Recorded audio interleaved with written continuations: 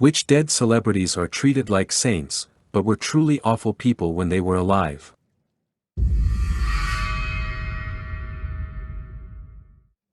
Pablo Picasso was an abusive raging narcissist who sucked the life out of people around him. His muses were generally young women he'd domineer and destroy.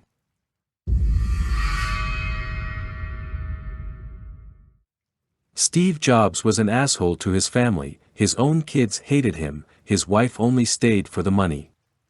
He also was known for throwing work colleagues under the bus to cover his own ass, and taking credit for things he didn't invent.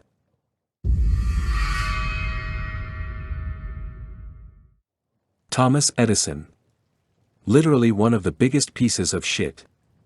Stole patents, stomped out competitors with physical force and violence, electrocuted an elephant to mislead the public his inferior power grid was less dangerous than Nikola Tesla's, and a lot more.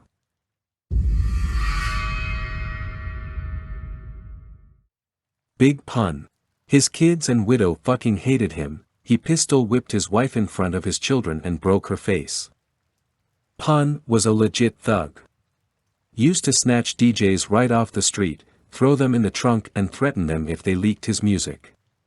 Who Kid has some crazy stories on YouTube about when he got set up and held at gunpoint. Plus the whole beef with Jay-Z and them, where Jay allegedly got hit with a champagne bottle. And that pistol whip video was brutal. Dude just clapped her and then sat down on the couch and chilled like it was nothing as his wife ran away holding her face. Definitely a terrible guy.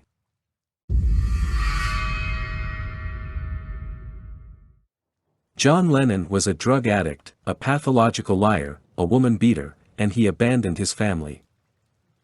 He did all this while singing about peace and love, which makes him a hypocrite to boot.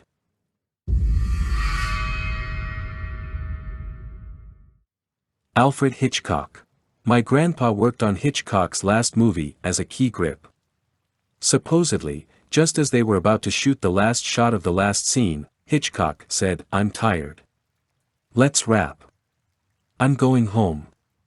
The entire crew tried to explain to him that this was their last day on set, and that they were scheduled to fly halfway across the country the next day.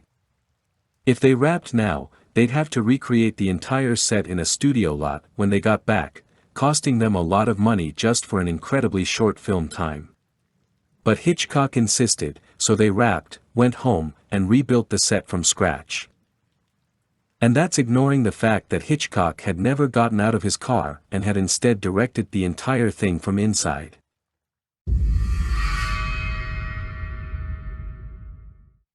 Bing Crosby. Years ago, while watching Blue Skies with him and Fred Astaire, my dad gushed over Astaire's legacy. I asked what Bing was like and he said, besides beating his wife and kids. What a voice. Can't watch anything with him in it now. He was a monster to anyone close to him. I don't wholly buy the narrative Bing didn't care about his family, or rather wouldn't defend them for being shitty unlike a lot of parents would. My grandfather actually broke Bing's son's nose on a shared dock in North Idaho in the mid to late 50s. The son had been mouthing off, being rude, telling to the two women my grandfather had been accompanying out to the lake that he didn't want poor/regular folk on his dock while he was on the lake or some rich kid shit. And the dock was shared with the Crosby private residence on Coeur d'Alene Lake in North Idaho, half public access half private etc. Fairly common then. As the story goes, he told the son to quit mouthing off. The son said, "Do you know who my dad is?" or something to the effect of that, continued to mouth off, and my grandfather threatened to lay him out. You can see where this is going. One thing leads to another and he punches him square in the nose and the kid bolts up to the house. He brought Bing down, smoking the entire time, to go off on my grandfather, and Bing instead asked the two girls who had been there to explain what happened, to avoid a bias, and apparently Bing looked at his son with no empathy at all and said, "Looks like you got what you had coming," and just walked back to the house.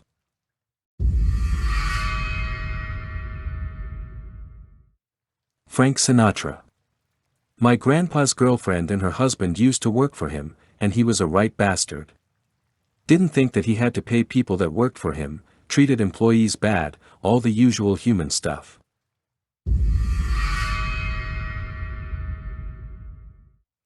Trigger warning, really fucked up, violent domestic abuse. Look no further if you can't handle violence. XXXTentacion. The first incident of domestic violence occurred about 2 weeks later. He slapped her and broke her iPhone 6s, because she had complimented a male friend on his new jewelry. XXXTentacion later repaired the phone.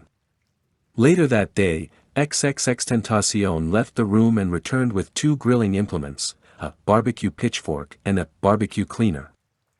Said, and told her to pick between them, because he was going to put one of them in her vagina. She chose the fork. He told her to undress.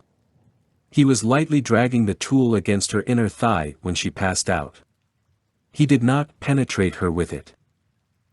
About a week and a half into their stint in Orlando, the woman and XXXTentacion were on their way to a show together. They listened to one of XXXTentacion's songs in the car and she sang along with his verse. Then she hummed along with a verse from a featured artist on the track. After that, XXXTentacion fell silent and left her in the car outside the venue. Inside, they got into a fight. When they arrived home after the show, he took her into the bathroom. Then, XXXTentacion head-butted her, punched her, stomped on her, and put her in the bathtub, where he continued hitting and kicking her. He also wanted to cut out my tongue because I was singing the song, she said. She tried to run away down the street. He tackled her, causing her head to hit the pavement.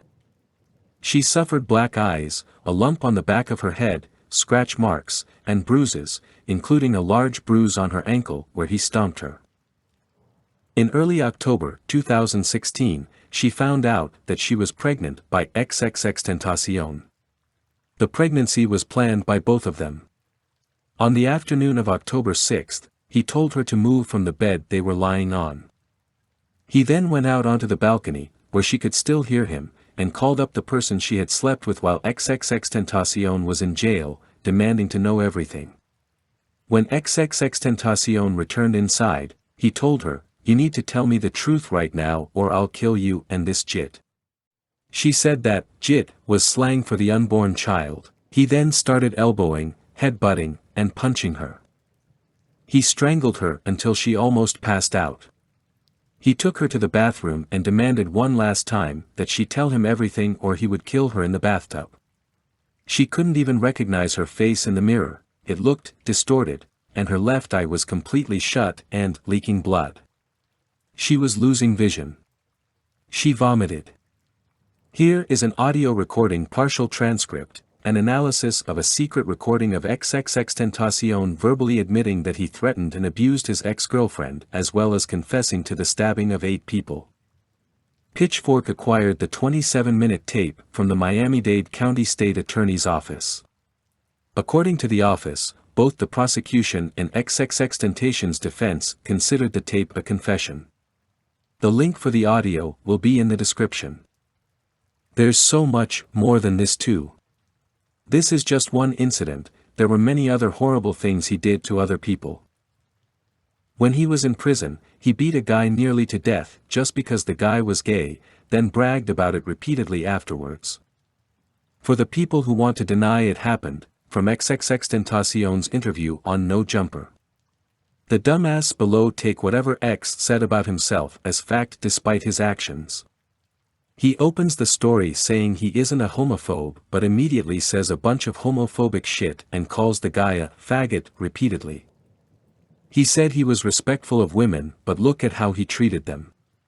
He always said he was a good guy, but look at his track record.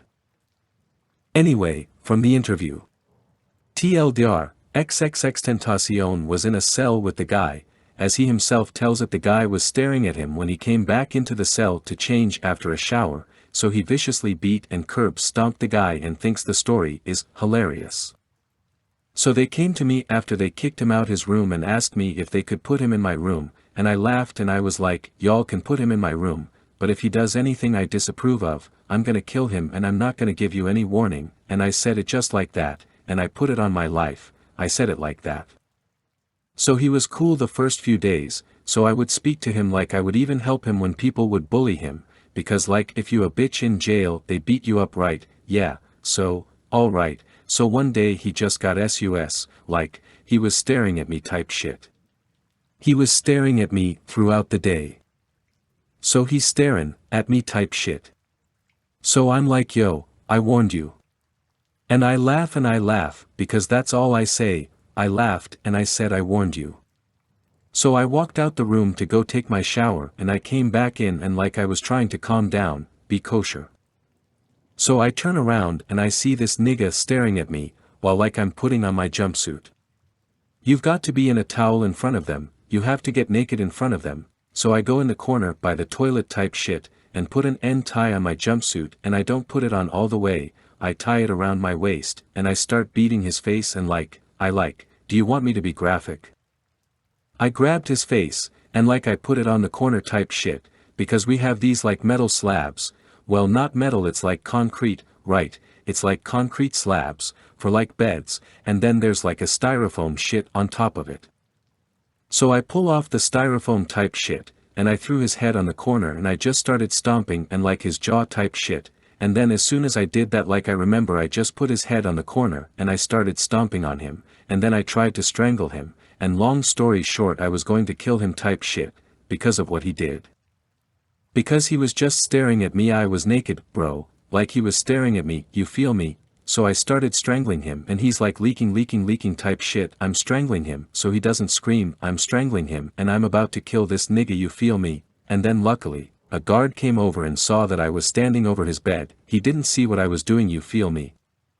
So this nigga screams out and he hears him so like I've got his blood all over my hands, you feel me, all over my chest, literally.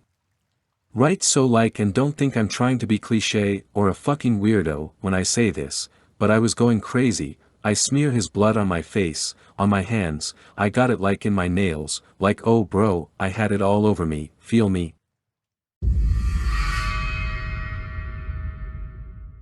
Thanks for watching. Subscribe for more.